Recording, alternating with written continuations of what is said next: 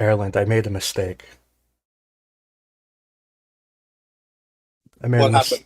mistake. I never went live, Erland. No. Are uh, you joking? no, I'm not. I'm not joking. Whatever. We're just gonna move on. You missed. No. You missed the first 20 minutes, everybody. I'm not redoing it. I don't have that. I don't have it in my soul to be capable of doing Oh, that. come on. I don't. I honestly, I don't have it in my being to be able to do that. Are we Are live? we live now? Yeah, we are live now. I So yeah, clicked okay. live. I And clicked live. everyone know Joseph. that I was telling really important secrets and Yeah, he stories, right? was. It's true. For 20 minutes. It's true. He was. Yeah, me too. Oh my god. Oh, Joseph, you didn't do anything wrong. It had nothing to do with you. It was entirely me. I started the stream and then it said I whatever. I don't even want to talk about it. I didn't take a nap. We were here. We were streaming the whole time. The problem was is that we weren't streaming. Other than that, we We're, were streaming. we're streaming for 3 people Yeah. ourselves. It's like we were talking to her. It's like a meeting, you know?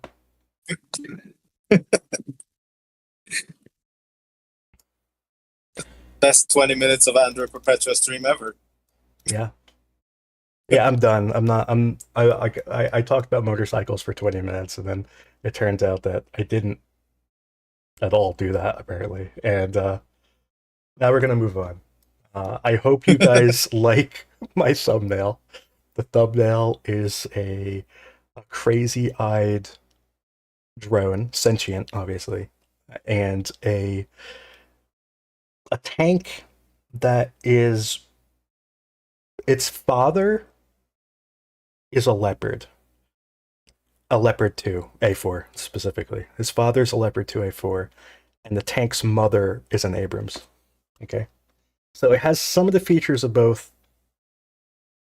Kind of looks weird, I'll be honest. But its friends, the crazy-eyed drone, it's their friends. They go on adventures together.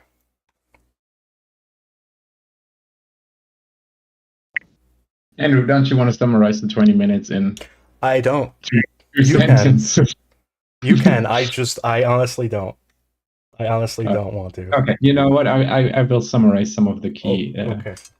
or at least what I remember, because I'm still shaking from the football match. Yeah, But anyway, yeah, you were talking about motorcycle assaults and I that sure they was. are not entirely to be laughed at, that they are a real threat, that the main threat comes or is composed by the speed of those vehicles in their assault, and paired with that the increased requirement for Ukraine's ISR capabilities, because those vehicles are significantly smaller. They are harder to detect at a distance.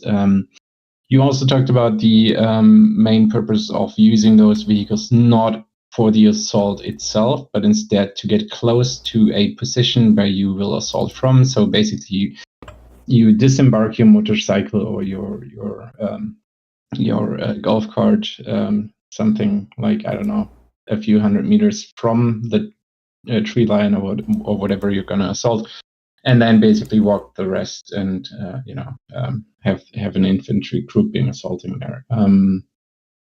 Yeah. Okay, Olin, did I miss anything? Well, now also that machine guns are not necessarily so useful over a field this size, because you don't really have a field of view that you need to use it effectively at the range. Yeah, I also mentioned that while I was in Ukraine, and I now have the permission to talk about it, that I met the drone strike group from the 47th who do night drone operations, and they said that they smiled when I mentioned golf carts and motorcycles, because they said that they easily destroy them. But I guess that's not necessarily true for every unit. The 47th have a very large strike drone battalion or Yeah, drone I mean, strike battalion. from the drone operator's perspective, I am sure that they easily destroy them. But the thing is that if they don't know they're under attack, like if the infantry don't, if like they don't spot the attack coming before it comes, then they don't have time to destroy them, you know? So if they do see them, they wipe them out. But the problem is when they don't see them.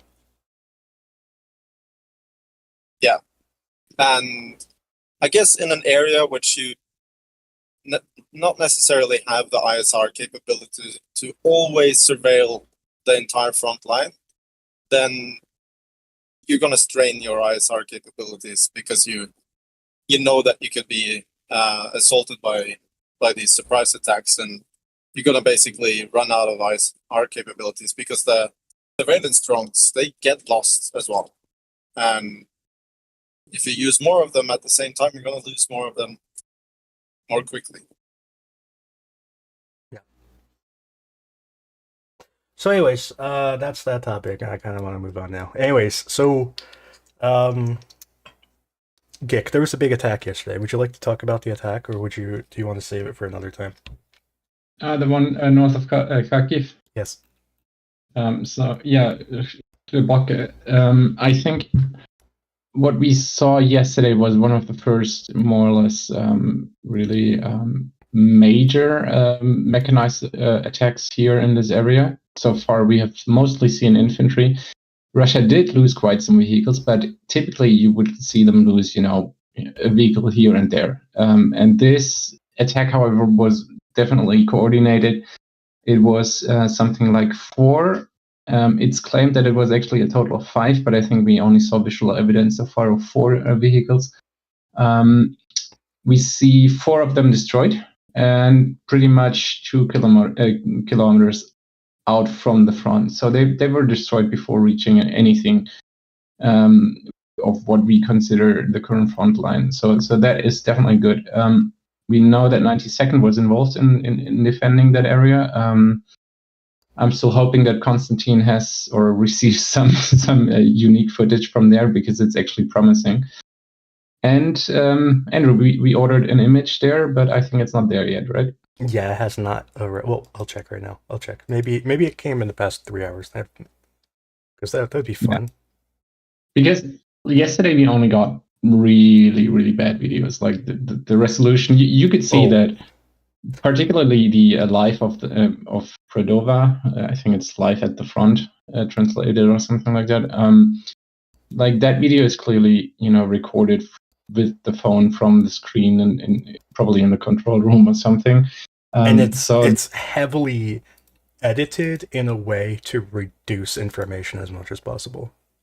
Yeah. So we weren't really sure where exactly the vehicles were, but at the same time, the satellite passed pretty much during the attack or right after the attack. So we thought that maybe having a high res there would really be promising, because you might actually see a satellite image during an attack, and this is rare enough. Yeah. We do have. Remember our image of Tonenka? We had a tank mid-explosion. That was fantastic. Yeah, it could have been an artillery shell. I looked at it a couple of times. It could have been an artillery shell landing. I think it's a tank. I don't know. I think it's a tank, though. Because there's like a rectangle under the explosion. That's what makes me think it's a tank. But I don't know. So yeah, we have no follow-up image of that exact location. We have follow-up images of the general area, but not that far west. So yeah, the assault roughly was following this road here. So they kind of drove up this way, and they all exploded around here apparently. So that's right around there. So what's amazing is they didn't even get close to the front line. They didn't even get close to the front. Like they were way back. And it makes you wonder. Okay, first we've talked a bunch about how Ukraine basically has fire control over every road south towards Lipsy. Or I avoid saying the name of that town at all costs. But they have fire control over all of these roads with their drones. So basically, you can't pass through these roads without getting hit by a drone. And this is just an example. Not even armor can get through. So, let alone their giant piles of destroyed loafs and whatnot. So, it makes you wonder, how does Russia really intend on advancing around here if they can't even get within a few kilometers of the front?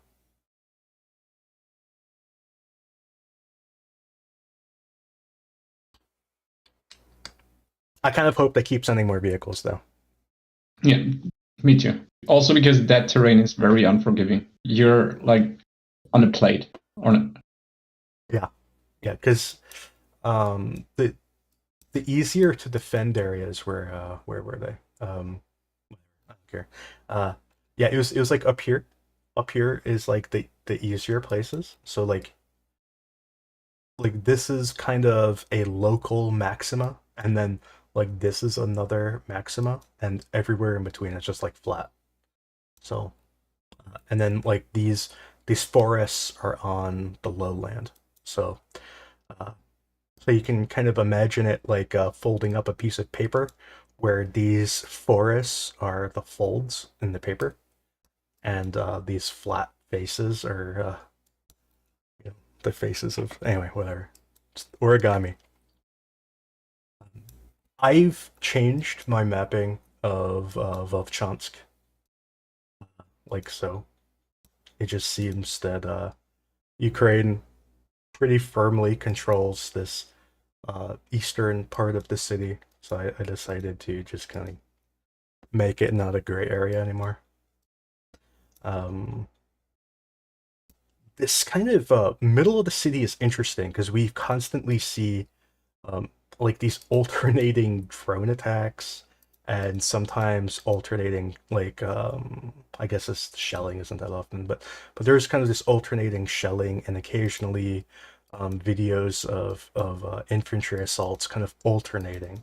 So this whole middle part is like this boiling gray area, except our little our friends down here. They're a little lonely, don't you think?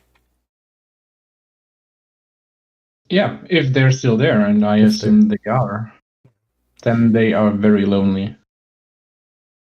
The Russians try to get to them. They try sometimes. I don't know how successful they are. You know, I've like Chaburi asked me if the encirclement is real, and I told him, you know, if we see 10 vehicles exploding trying to reach it, then it's real. So far, we're at 3, so I'm still, you know, it's still a low count, and You know? I don't see much evidence of Russia really trying to desperately get there so far. So I'm not sure how, you know, how much of a encirclement is really there, how many troops are there, if there are any, and if, you know, if there isn't still a way for Russian, I don't know, DRG or whatever to sneak through. Well, I will show you all of our geolocations for this area. How far in time should I go back, do you think? How much do you want me to crash my computer? Make it a month. That's pretty much a time that, you know, we have been hearing about the encirclement. Okay, so let's okay, so this is dating back to May 31st. And since then, you may notice that there's no red in that area. None. Only blue. Only blue attacks, blue shelling, blue drones, blue airstrikes. The red shelling, the red drones, the red airstrikes are all in like this semicircle around that plant. That doesn't necessarily mean anything, but it's interesting. It can go back another 2 weeks. Even then, there's nothing. It could go another 2 weeks. Even then, there's nothing. Yeah. So, yeah, I don't know if it actually is encircled, but all of our evidence shows that Russia's not attacking there from what we see. None of the videos we see. And Ukraine is attacking there. Okay. So that's all I can say. We next topic.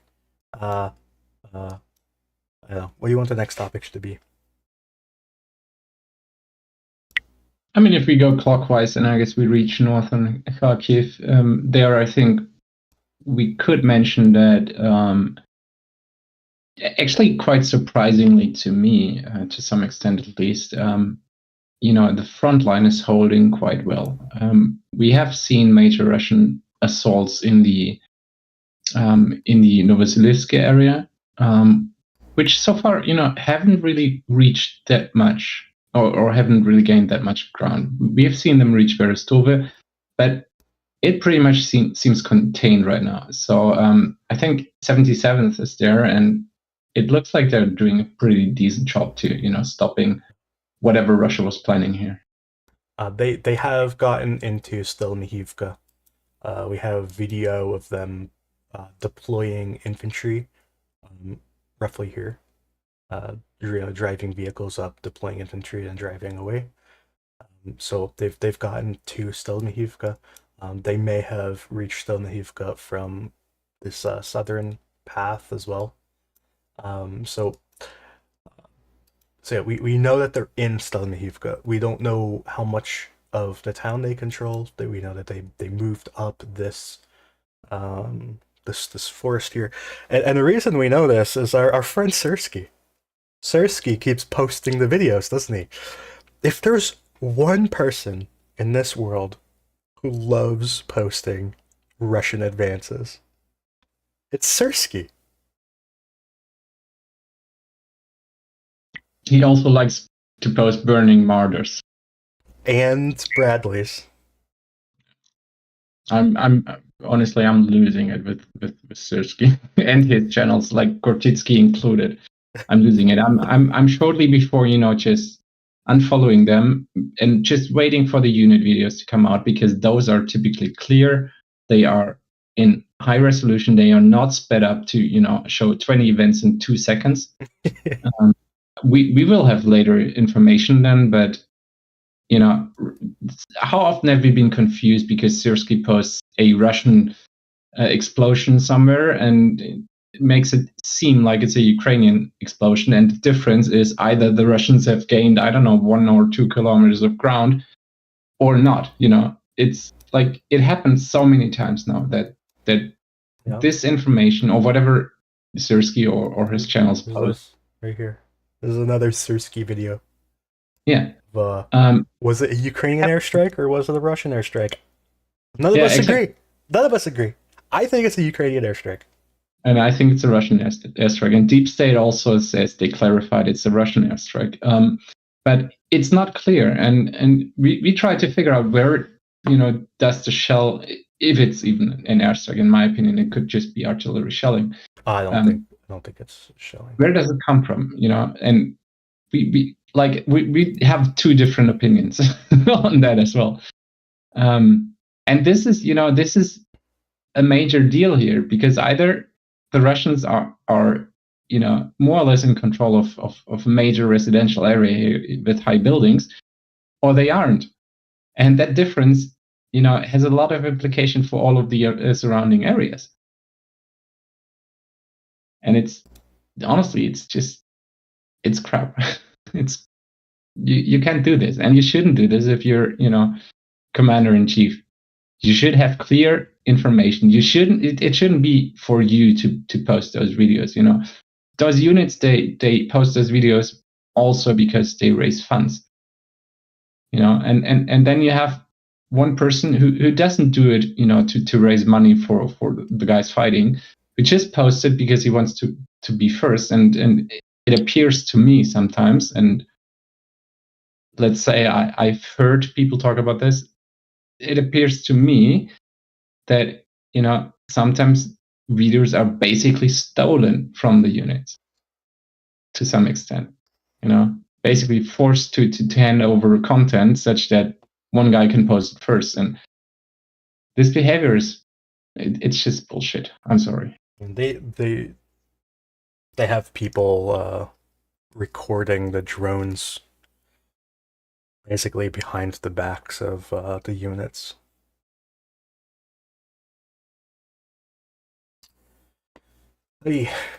Anyways, so yeah, there's this Stelmihivka is under a lot of pressure. Berestova, I don't think we have any news from there in a while. Stepova, Novoselivka, this is an area that's probably going to be under heavy pressure soon, but not yet. And Liman Pershi, how'd that go? It went real bad for the Russians. I think they're kind of licking their wounds up there at this point. And Mykiivka, Russia is advancing in Mykiivka. They're entering the town in multiple areas. We don't have much direct video of this, do we?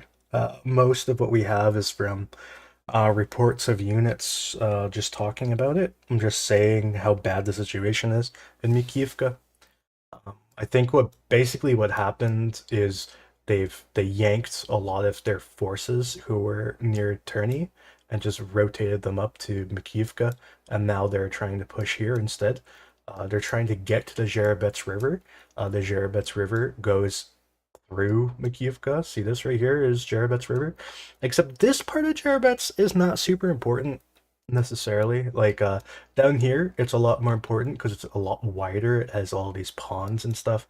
It's much harder to cross, and also the ground is steeper, so you can't really see it on this map, but there's kind of like a cliff on each side of the river, so it's steeper. It's just more difficult terrain down here.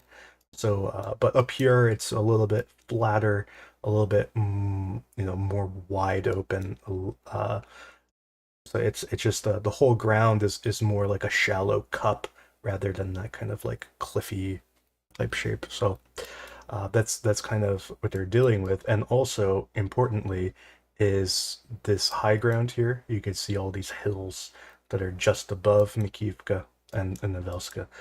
These hills kind of go all the way up, and these hills are a good defensive position that Ukraine can hold a little bit easier than this much lower ground under them.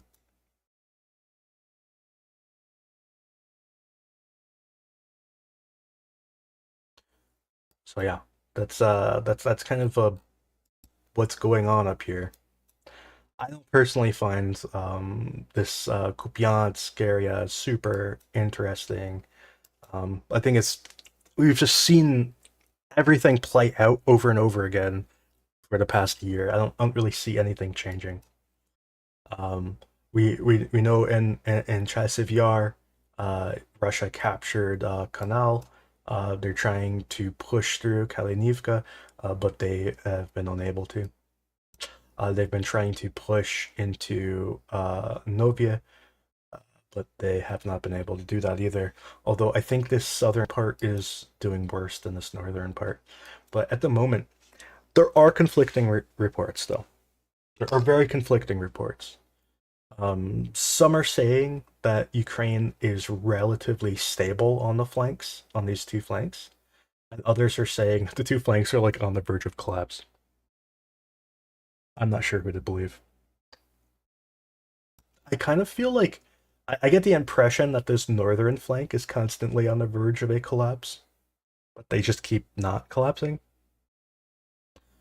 In the south, they've crossed the canal a few times, but they've not been able to get like a good foothold.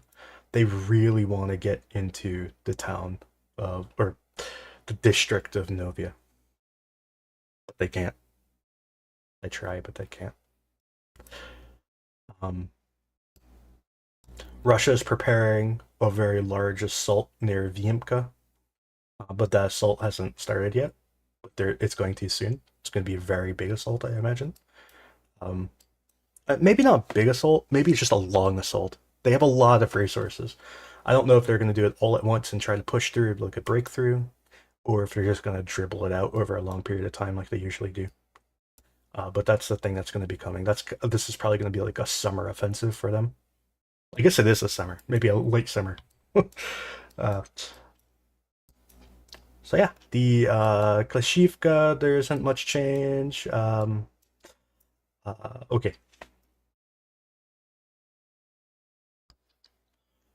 So there's Druzhba, there's Shumi, and there's Pivnichna. These three towns, or three, whatever. What do you want to say? Is there anything you'd like to say about them? Well, I mean, this morning I saw a video of 95th operating there. So 95th has been rotated back south, at least partially. We know of at least one battalion now in Pivnichne, which I think is interesting because that area definitely needed some combat experience brigades. Of course, you have 28th also operating a bit north, but with 95th operating there, I feel a bit better, to be honest. So for anyone who's not aware, 95th was operating in the Turney area before. So they were part of defending and causing those massive losses on the Russians in Turney, so in the northern part. The video is not yet on here because, yeah, I mean, I saw it before I went to the office. I didn't geolocate it yet. But it's pretty much exactly where your mouse cursor is, and it's a Ukrainian tank operating. They're at close range into the residential buildings. Else than that, to be honest, I'm a bit surprised they would go for a direct assault there. I'm not sure how promising it will end up being. My assumption is that they're doing it because it's one of the few areas where they can actually, go on an assault without deploying vehicles. Instead, it's pretty much right into urban combat. So you just send your infantry, and infantry is worth nothing to Russians. So they use that instead of vehicles. Maybe maybe it is because there is already some consideration with, where can we still deploy those vehicles? They will need them somewhere else. So it looks to me a bit like this is an operation to stress the Ukrainian defense, but not necessarily, a long-lasting assault. But that's just an idea. Yep. I mean, there's one thing that I've been saying for a while, that you'll know that the Battle of Konstantinivka has started when Russia attacks Toretsk and New York. That's what I've been saying for a while, and I firmly believe it. I think Russia's goal of this summer is to capture Konstantinivka, and part of this assault, the assault is really easy to predict what they're going to do. It's hard to predict the timeline, but it's easy to predict what they're going to do. So the first step was attacking Chasiv Yar, which they've been doing for a long time. The next step was to capture Ocheretina, which they did a long time ago. The third step then is to attack New York and Toretsk. And the reason you do that is to force a defense here. To force the defender to actually defend here. And then once the defenders have committed to that defense, you begin pushing up this flank. So I think that's pretty much what's going to happen. I think that's always been their plan, and it's really obvious, and everyone has been talking about this for a long time. It's not a secret to, like anybody, but this is, I think, basically their game plan. So, uh, either to push straight up north, which I think is probably the smarter move, is to just go straight north and to get to the highway here and attack from the south. Or the other option is to move west and get to the highway there, and then move north. So those are your two choices. You could do both simultaneously. Moving west is harder than moving north. Moving north is a lot easier for the Russians. It's harder to defend for the Ukrainians than defending the highway. So yeah, that would mean that this Yablonivka, or whatever, however you pronounce that, this would be a major battle probably, right here, and then Konstantinivka would be the final prize. Now, I don't think Russia has any realistic chance of actually capturing Konstantinivka, but I think they do. So this them assaulting the front of Toretsk, to me, it was obvious. I think it was obvious it was going to happen. It was just hard to predict when. Um, so They yeah, just gotta keep believing, right? yeah. This attack north is really scary. I thought that Russia would be putting more resources into this attack over the past few weeks, so that I thought that they would want to basically capture this kind of horseshoe shape. I thought they would want to capture this before attacking Toretsk, but I guess they're going the other way. Now, attacking Konstantinivka, um, if the southern attack fails for some reason, like if Ukraine can actually defend this south, the other option that Russia has is to go around Chasiv Yar, to the north of it, through like Hyrivka and this northern route, and attack Konstantinivka from the north. But that is much more difficult for the Russians. Attacking from the south is much easier. Yeah, I think this is kind of their goal. But you have to get the defenders to defend this eastern part first. It's really important, because you don't want the defenders to be able to you know push forces west. Like, you want them to all be committed on the east before you go up the west.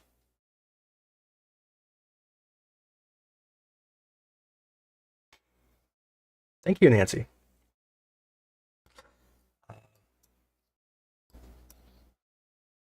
Yeah, I know Ukraine. A bunch of Ukrainians are really really think that this defense here along the highway, that's kind of parallel to the highway right here, they think this defense is very strong, and they don't fear Russia breaching it. I know a lot of Ukrainians are very confident here, and they're actually less confident around here north of New York, which is a little bit worrying that Russia has gotten to New York so easily. Granted, they went the easy way; they didn't go the hard way. The eastern side of New York, which is a much better defense, is still defended. So yeah, this is going to be. I think this might be the most important battle of the whole war. Honestly, the Battle of Konstantinivka. I think it might be one of the most bloody battles of the war too.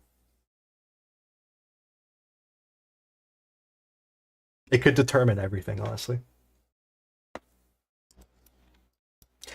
But then there's these pushes west from Avdiivka. They keep going west, don't they? They keep pushing more and more west. They're moving towards Prokres. They're trying to just generally move towards Pokrovsk over here in the west. Just generally moving in that direction. Pokrovsk is obviously a really important hub of transit It's not a very important city anymore. It's mostly abandoned, but it's a railway hub, and a shipping hub for basically supplying the entire front, like all of this. Like it supplies Vuhledar all the way up to the Bakhmut area.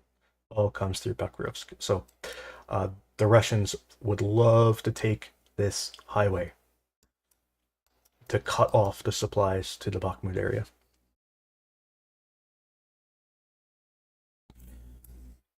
So yeah. What do you think, Kick?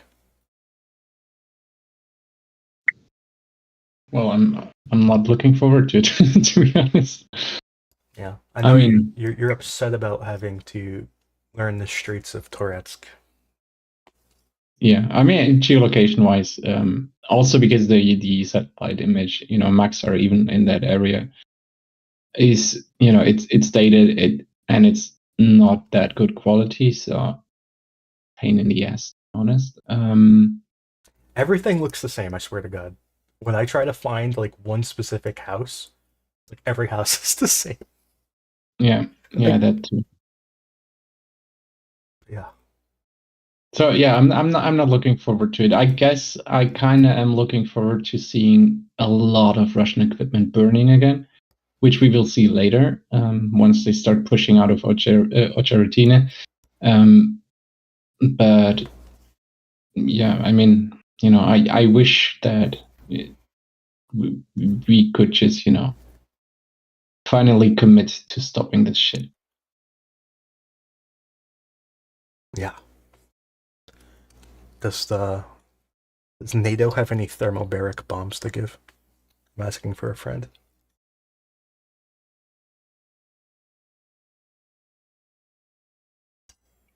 Gotta invest in Bulgaria.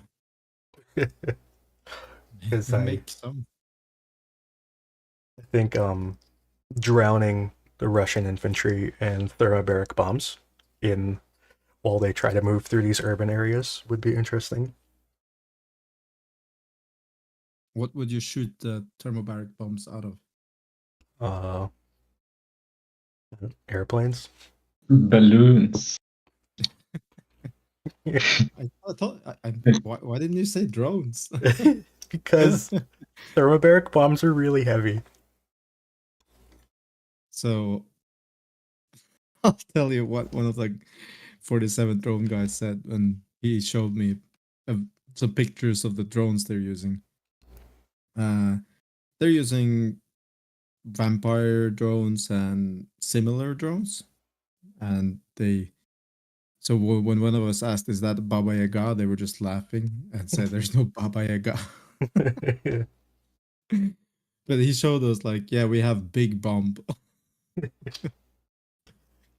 And the big bomb was just like a square, and I asked, why is it square? Well, because it's designed to fit so that you get the most amount of explosives inside the bomb bay of the vampire drone. It's just a square. Yeah, oh yeah, that's right. The drone is just a square. Yeah, the bomb bay of or whatever you would call it, where you can place the big bomb. Yeah, it's square. I actually have a video that shows a vampire drone. There's this video came out today of Russia shooting down several vampire drones. So, but here I'll get to a good spot where you can see the bomb bay of the drone. Okay, I think this is good. Right here, I'll show it to you. So yeah, so you see how the bottom is basically just a square. Yeah, and when they don't have these VOGs or similar style like rounds that look like mortars, they can fill the whole, what they called it, a bomb bay, but yeah, like the hole underneath of between the legs of the drone, basically. Have you seen those on video, by the way? The square bombs? No, I have not seen a square bomb. I saw a bomb the other day that I'd never seen before. It looked kind of like a beach ball, to be honest. So it was a vampire drone. It had this giant bomb, like this comically giant bomb, and two little tiny bombs on the sides, and it would fly over a position and drop one little tiny bomb, and then see how the wind was blowing, and then drop the second little tiny bomb and see how the wind was still if it was still going that way. And then they'll drop the giant like beach ball bomb, and it just blew up everything. It's such a bomb, such a big bomb. But yeah, I have not seen a square bomb. I only saw the beach ball bomb. Yeah, interesting. But yeah, they said they use it to blow up fortifications and trenches. So. Yeah, I think I have not seen 47th use any vampire drones publicly. I think they don't or didn't publish videos of vampire drones yet. No, I don't think they publish any of this drone strike team at all. Yeah, probably. I think they only publish FPV drones, as far as I understood. Yeah, and there they choose the hardest to watch videos. I mean, of course, for someone who sees stuff like that, it's pretty normal by now. But when I share the video, sometimes I forget that not everyone watches this kind of content all day long, and people are, continuously mad at me for trying to show them stuff. Yeah, yesterday was the 4th of July, right? So to be honest, I was busy, like basically the entire 4th of July. But at the end, I had 5 minutes left at the end of the day. And I went outside and had to do some 5 minutes of 4th of July. And honestly, it's really hard to like relate to people after you spend like 18 hours watching video or whatever it was. Like it's a like I don't like where do I put my hands? I don't know what to say. Like it's weird.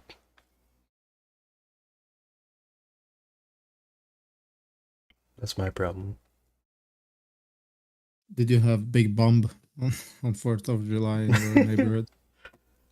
My neighbor is a professional fireworks guy, and he put on a professional show. So I hear it was good. I could hear the explosions, but I was busy. I was identifying vehicles and screenshotting video.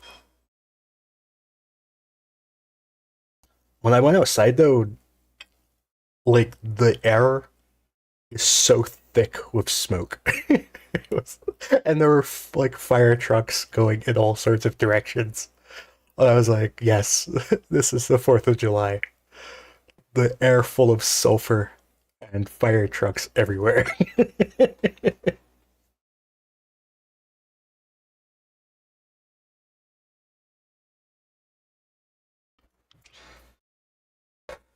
But anyways, I tweeted this video. This video is I could probably I don't see why I can't show this video. It's just drones crashing into each other for 3 minutes.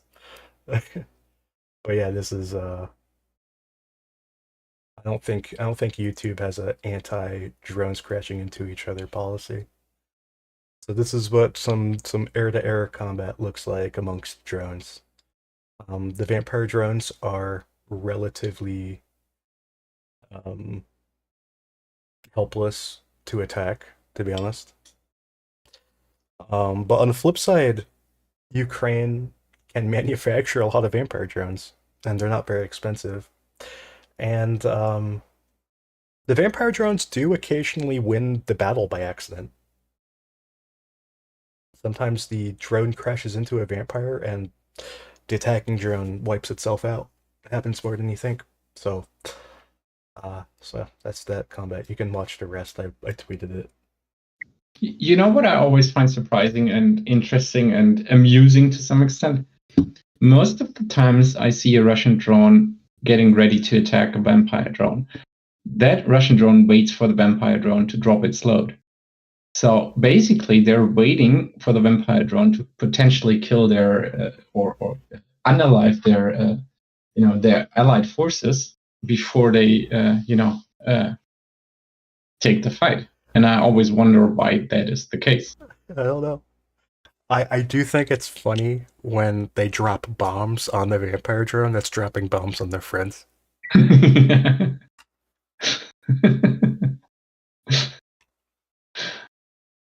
I'm helping. Yeah. Erlen, do you want to talk about the helicopter? There is no helicopter. Well, do we have a question about the helicopter? Well, so apparently it's fake. It wasn't a drone until a video is released, of course. But I've only seen the picture. Yeah. You heard it here But- first, guys. Erlen says it's fake. Well, I asked some people who most probably would know if this is true, and they said it's not true.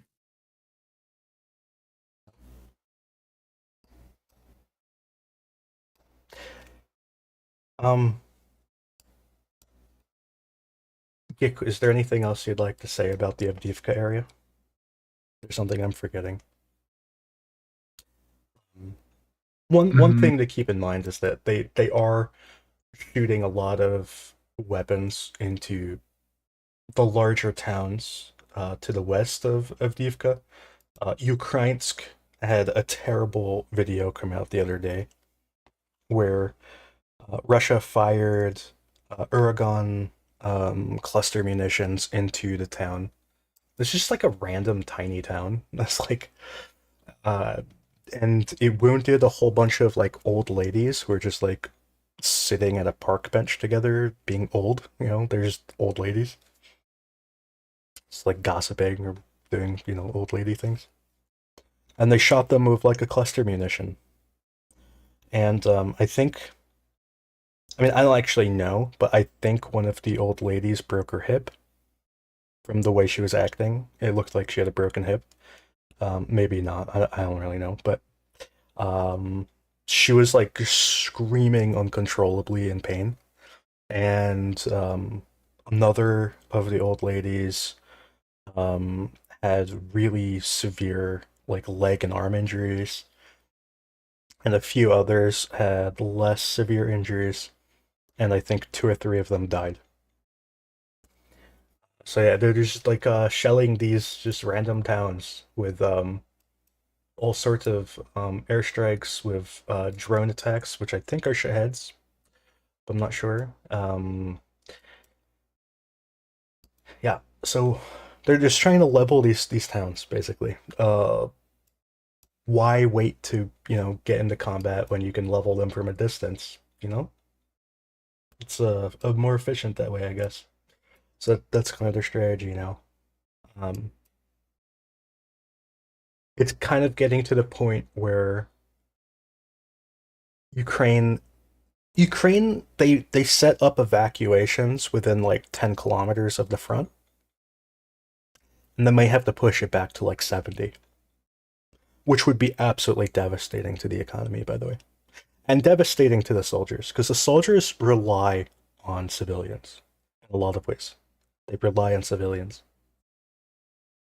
Evacuating all those people would be awful. It'd be a humanitarian disaster. It'd be terrible for the economy. And you'd have tons of displaced people. Like, what are you going to do with them, honestly? I'm sure in Western Ukraine you can find places for them to live, but it's not just about finding places for them to live. It's also about, like, giving them a quality of life after you rip their homes away from them, etc. So, and are you going to group them all together, or are you going to split them up? Like, what? Do they have family? Like, you don't know. I don't know. So that this is like an ongoing problem, and this is part of the Russia's strategy. Ultimately, is to destroy the country of Ukraine. It's not really to win the war; it's just to destroy everything.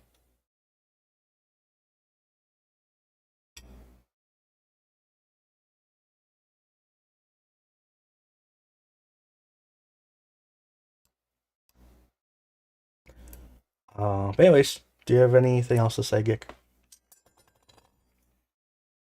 Why do you always ask me to jump in after you said something depressing?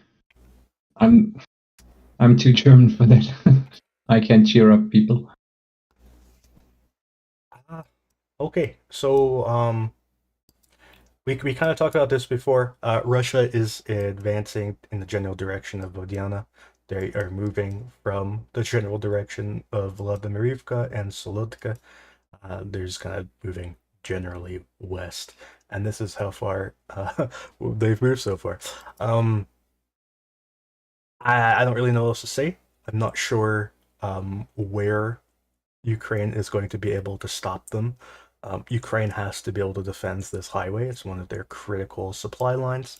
And for some reason that I cannot begin to comprehend, Ukraine never built another road. They never made another road. I can't comprehend that. Constantine, why does Ukraine not make roads?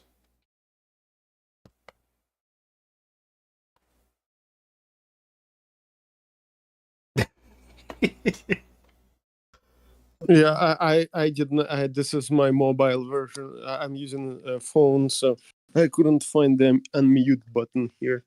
But no, building roads is not that easy, man. Especially in the war zone, it requires like constant construction, a lot of engineering equipment. Yeah. And I have to tell that we almost have no engineering equipment. It's a lot of people are like to say, "Oh, take this from civilians." Our civilians don't have engineering equipment.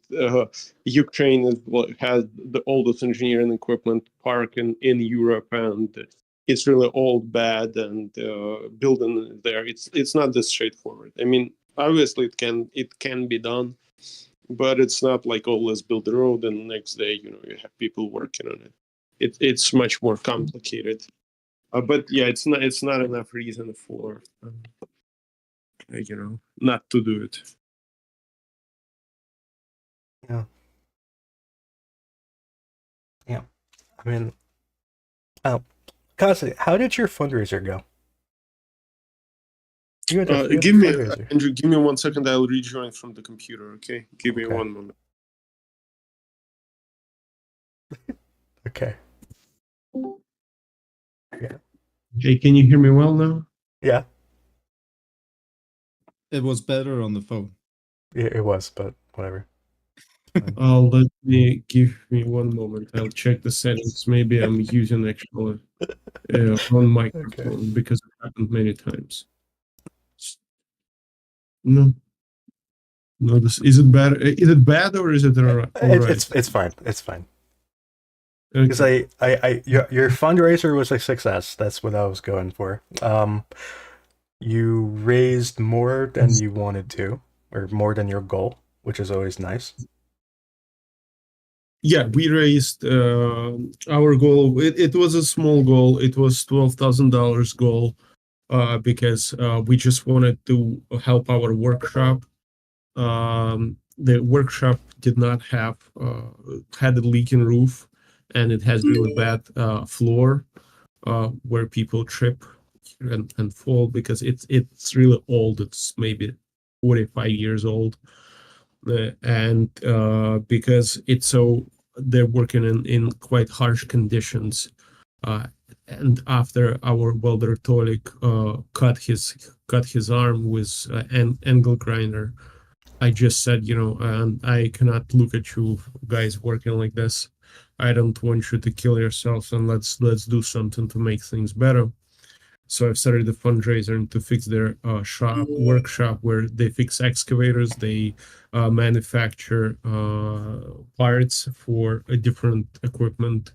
And also they weld those anti-drone cages for crabs and Bogdana howitzers. So, and I decided, we calculated we needed $17,000, but I had 5 already. So I just sent them 5 as a payment, at the first payment to buy the material.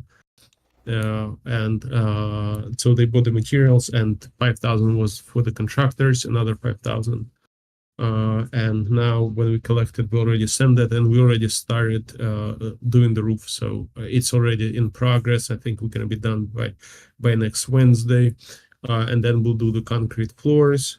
And we will have, I calculated, I think we will have around $4,000 surplus because we collected 2,000 more than we expected, and we may push our supplier a bit, so they give us a bit of discount on the concrete floors, and we'll have extra $4,000 that we'll use to buy new welding machine, and we're gonna use them to buy some additional tools and stuff, to make the environment secure and easier to work with. Yep, that's the update, and thank you for bringing this up. It makes me happy that that's funded. Yeah, I was when I saw, when Tolly called me and said, okay, I cut my arm, and I posted a picture. Now it's pretty bad cut. It's very bad. Yeah, it's pretty bad.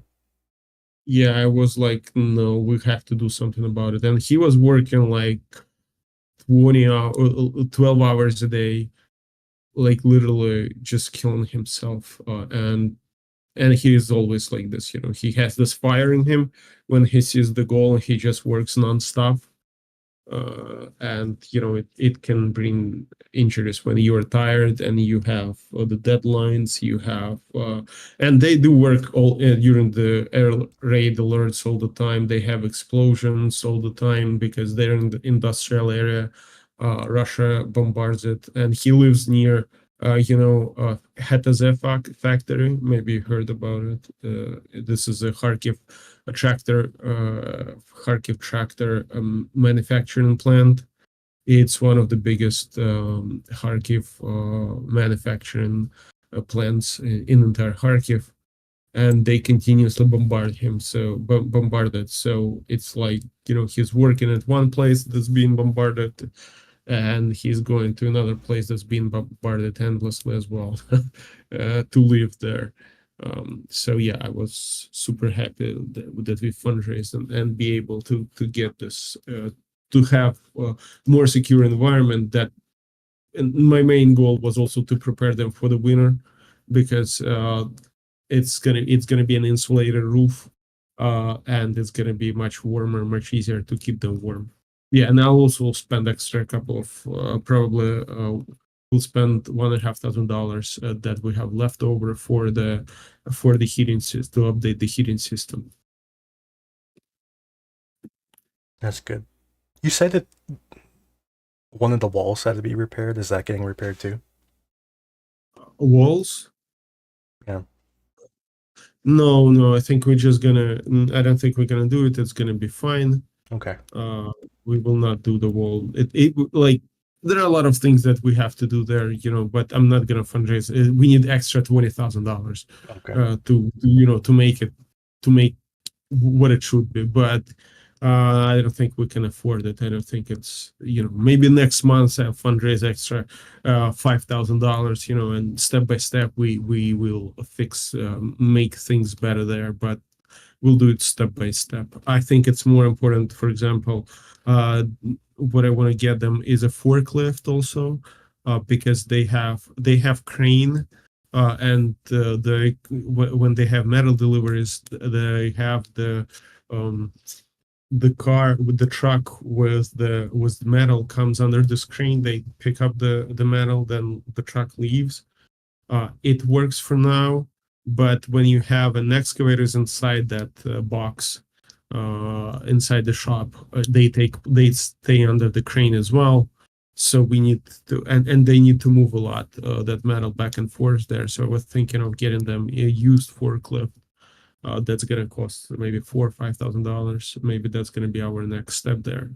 Yeah. Gotcha. Yeah, it makes me happy that that's getting done. No, I'm super excited. Yeah, and great. Many thanks to you for promoting it, because without your support, it would be much harder to fundraise for anything. Yeah. I that whole up fixing the workshop was very important to me. Like Yeah, definitely. It's very important to me as well because it's. I remember we built that shop in end of 1999. In early 2000s. I don't remember exactly which year, and I worked there when I was in Ukraine back then. So it's important for me. It was really in poor state after 20 years. So it was very important for me to see it complete as well. So thank you for helping that, and it's gonna have a good impact on what we do. And we have people are lining up for those excavators. They really everyone wants them I bet because they they do. are. I bet they do. Everybody wants one. It's super important. Today I received another feedback from the guys from the artillery brigade. They are super happy with it because it doesn't break the. It works like like Ukraine has a lot of positions inside the tree lines, and they work inside the tree lines without breaking any trees. So that's what's important about them. The only problem is that is delivering the excavator to the tree line, which is it's a bit tricky because we don't have. You need either a small tow truck, or you need how you say this, a flatbed that has a tilting back, that is used to transport the cars. And it's hard to get those. So they use usually the same one they used to transport 70-ton tanks, which is it's kind of not very convenient for them. But it's going to be probably maybe my next step to give, for example, 2 excavators plus the truck. But it's in the future, it's far in the future. I don't think we can do it anytime soon because fundraising is really hard right now. I think this is it's summer, people have vacations, people don't have the funds available to donate, and it's not that easy. Yeah. I keep wondering if it would be good to have like it couldn't literally be a Patreon because I think Patreon would ban this, but to have like a Patreon type thing where people donate to it like once a month, Yeah, it would be nice, but the issue is you need to feed people endless content with it to keep it going, and it's really hard for them. Like these are hard working people in their 50s. Making content is not something that they are good at. Making them film those videos is really hard. They're like, I have to do this, that, and you also need the videos. They have phones from like 5 to 7-year-old phones that don't have proper cameras. So it's a different story. It's hard for them to do this, and I cannot really force it on them. So. Yeah. I just wish we had that infrastructure. I wish we had the infrastructure to have like, I don't know, like 1,000 people giving like $5 a month, because then we could do a lot of things with it, Yeah, obviously, but like we will fundraise like $12,000. It's good. They can continue when they have problems, and they do have, because they're working for free. They're not but not exactly free. But when I weld, we make the how you call it, the cage for the crab or Bogdana. We usually, I say, okay, guys, you gotta take the money for yourself as well, because I don't want you to be starving. I want you, they need to fill cars with their gas, and they need to eat. With my brother, it's a bit simpler because it's his property basically, and he has metalworking business, which still makes some money. Like so he can do both the excavators, the welding, and at the same time he can his business may produce some. He's making parts for food industry, like mixers, dough, those things that mix dough. He makes knives from industrial machinery to cut meat. Not like knives, not the hand Yeah. knives, but knives for the machines. And so he manages to make something. It's not like it's not a booming business in Ukraine, as you can imagine, but he can make like $300-400 a month from there.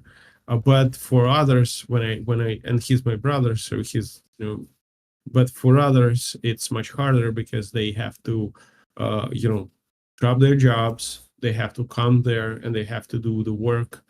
And so I'm telling him, well, you have to take some money. So we usually, when I fundraise, I usually put like at least so they have enough for for the gas, for the food, for the utilities, at least something. So yeah, that's they're not starving, but it's not like they're not making any money. They basically surviving. And usually I pay when there is not enough. I usually, I'm not the poorest person in the world. I donate to this as well, and I try to help them. If they need money, I have no problem sending them from my own savings. So like we keep going. It's not easy, but we're not stopping.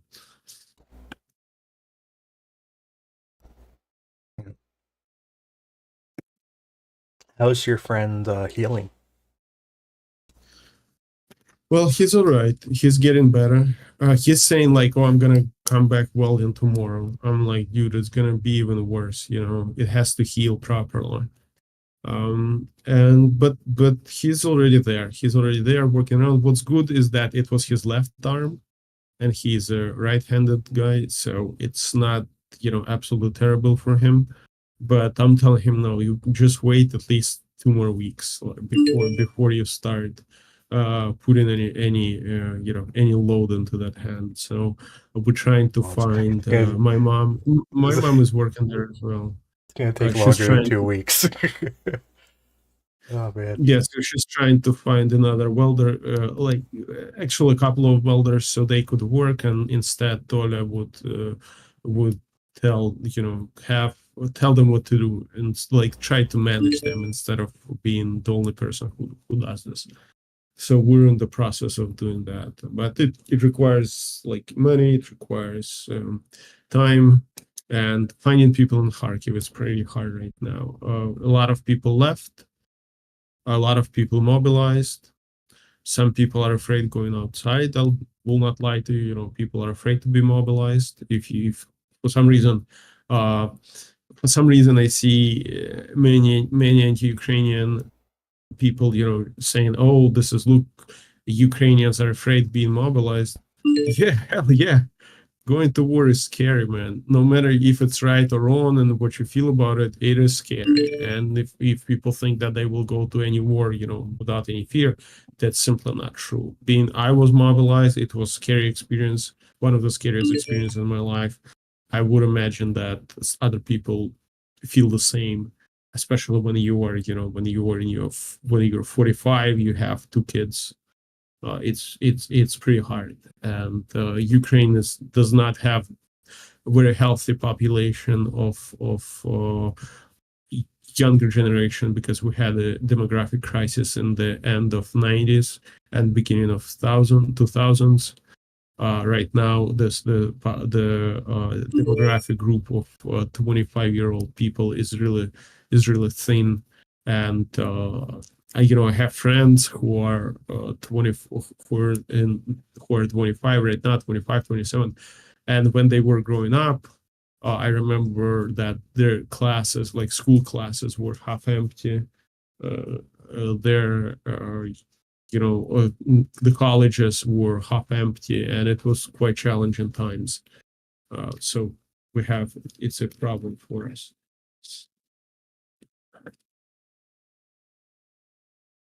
Yeah. It's The joys of the Soviet Union, right?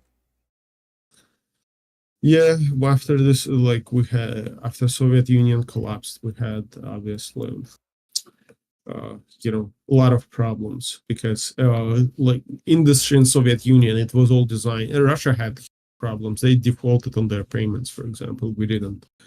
But everything was designed like Kharkiv. Everything was working in Kharkiv for the military.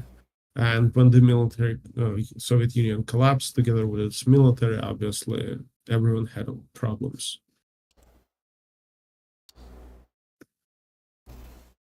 Yeah.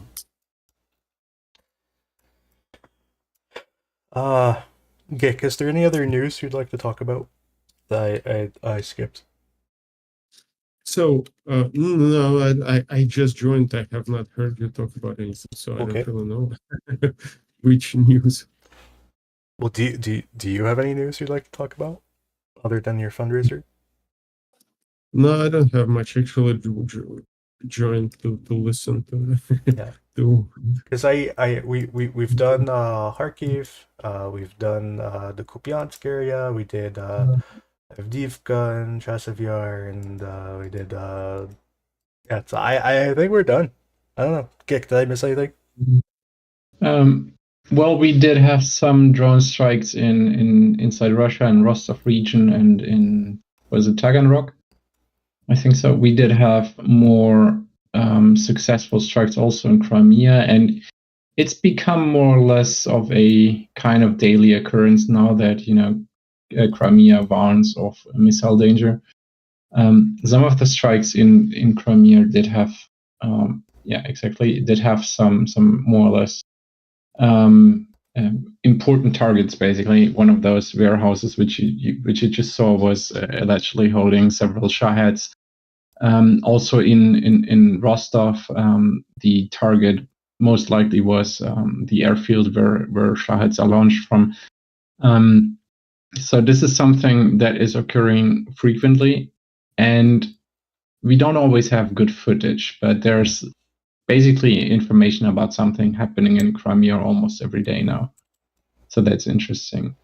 I think there was some strike in Odessa. I don't know if you have the information on that. I don't have much information. I just know that 1 died and 7 were injured.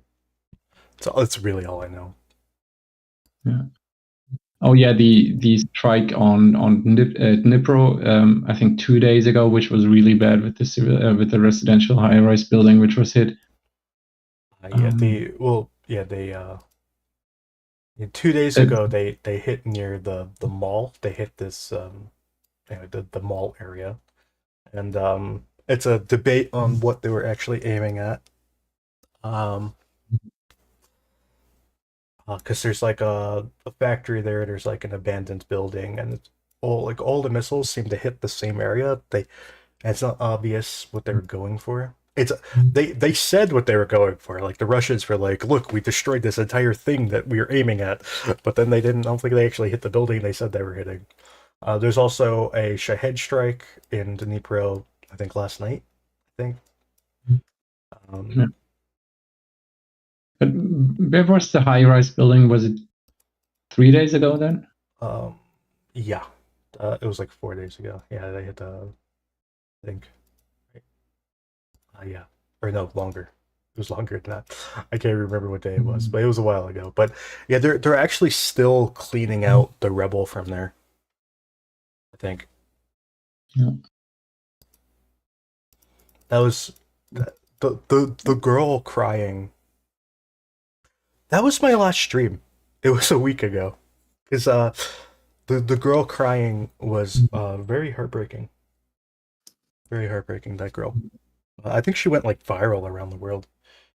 Like I think pretty much everybody knows who she is by now, but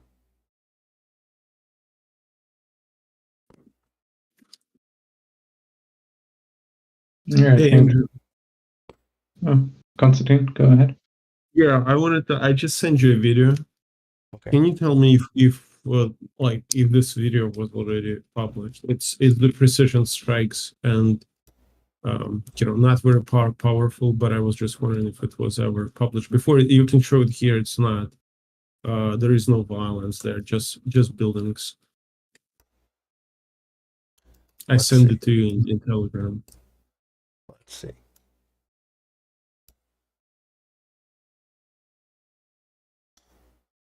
Some booms. What do you think, Kick? I'm already looking where it is. It kind of looks familiar, but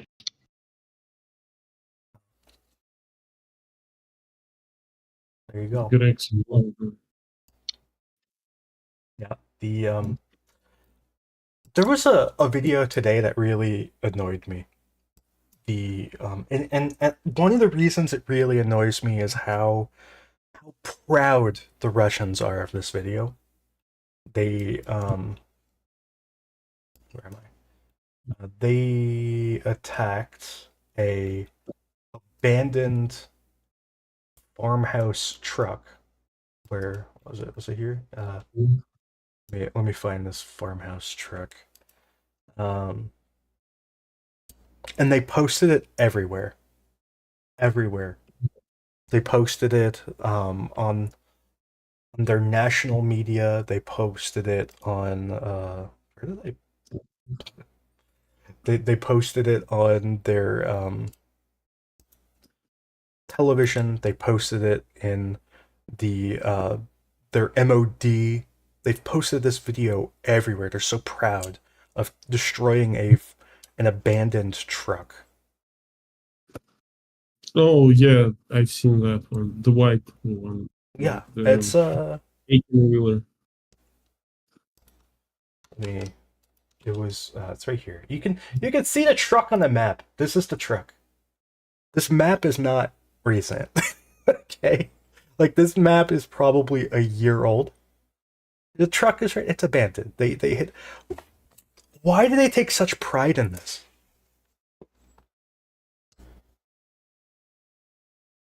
They played it in their like news spot, like their primary news of the day, like on television. It was like their prime time breaking news. We destroyed an abandoned farm truck. yeah. Do you know what else they showed there in their prom news? What's that? Oh well. Oh yeah, that too. So I think pretty much everyone saw it by now because it was shared like everywhere. So I think 1 week ago, or maybe a bit longer, there was this video northeast of Robotne, where a Russian soldier gets injured by an FPV drone, and he signals to his comrade that he wants to be unalived, and his comrade, complies with his wish. So he fires a few shots, and that guy is unalived. It's clearly and obviously Russian soldiers, and it was released by Ukrainian Telegram. And Russian news cycles yesterday, I think, started, posting or showing this video, and even having experts talk about the psychology of that and how it clearly shows the fascist ideology of Ukrainian people. And some said that, oh yeah, but it's likely that those were not Ukrainians at all, but instead mercenaries who basically brought this fascist ideology. And I completely agree with their assessment on the ideology part. It's just that And they probably were mercenaries too, to be fair. Yeah, they should probably then go ask themselves where the issue really is. But yeah, so if you come across this, that is two Russian soldiers and involved and non-Ukrainian. I wanted to say something about it. What's ridiculous is that imagine that you are family of one of those killed, and you're looking at this. It's most disgusting way, to present it to the families of those who actually fight there. Yeah, and that happened before Constantine. Remember, there was a guy when they claimed that Solution is dead, and they showed a Russian soldier who looked, to some extent. Yeah, that happened before. They were mocking that Russian soldier, and the family got aware of that, of course. It's just that there's such a rot in that, in that country going on. There's a another video of Russians that the Russians were spreading today. It is the wounded Russian who was miraculously healed by a grenade. Yeah, that's the issue. If Ukrainian Telegram channels don't share the videos with watermarks, because it will be shared by the Russians as well. And it was interesting to see, really. Like, I think we caught the first occurrence of the video, and then, like, now, days later, the Russians, share it. And they share it on every channel as well, claiming it's Ukrainian soldiers. But yeah. You have to be careful. Anyway, thank you for having me. I have to run now. Okay. Thanks, Constantine. for showing me. Bye. Take care. Bye.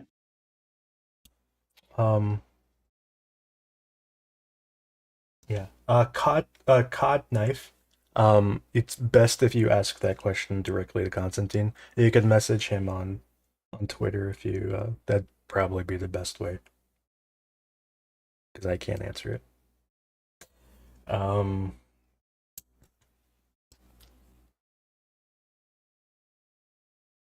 Yeah. So you have to be careful of the Russian misinformation.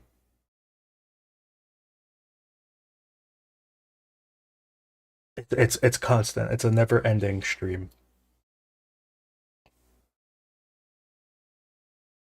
Thank you, Teet. Thank you very much. But yeah, those guys who were sharing bullets with each other, they were walking down this road. They started up here, and they were walk, and the event in question occurred roughly here, and then they kept walk, going south.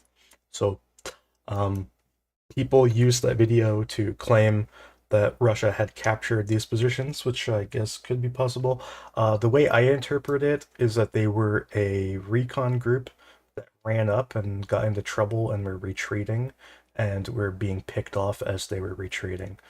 And I think the haste of that retreat, and knowing that there would be a continuous attack on them as they fall back, is why the guy so firmly had his opinion on what to do with his head.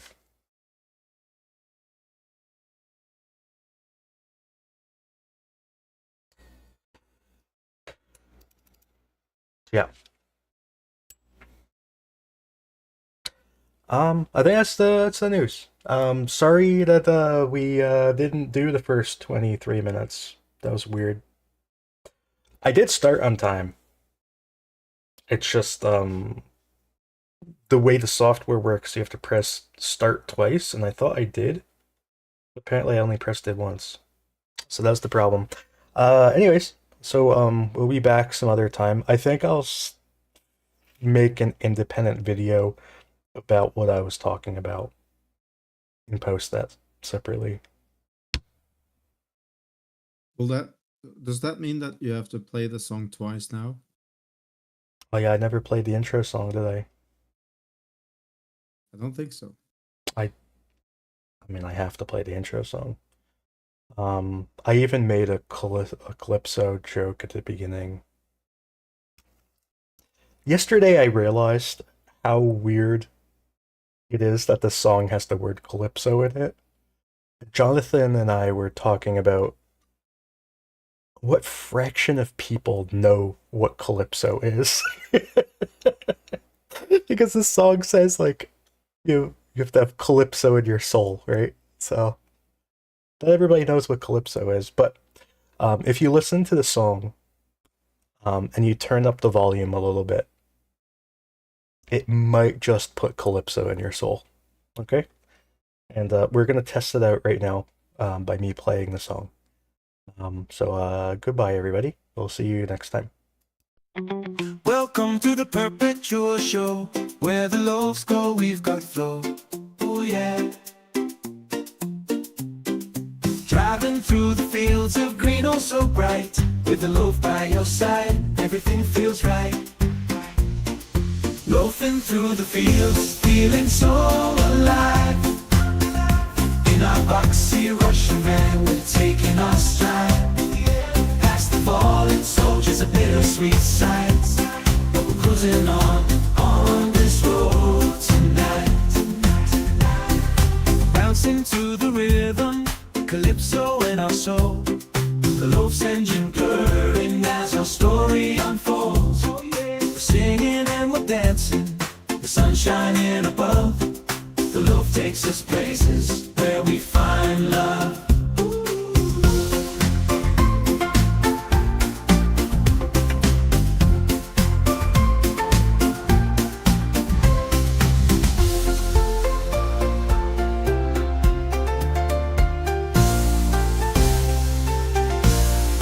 Loafing through the fields, feeling so alive.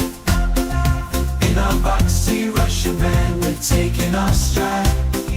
Past the fallen soldiers, a bittersweet sight. But we're cruising on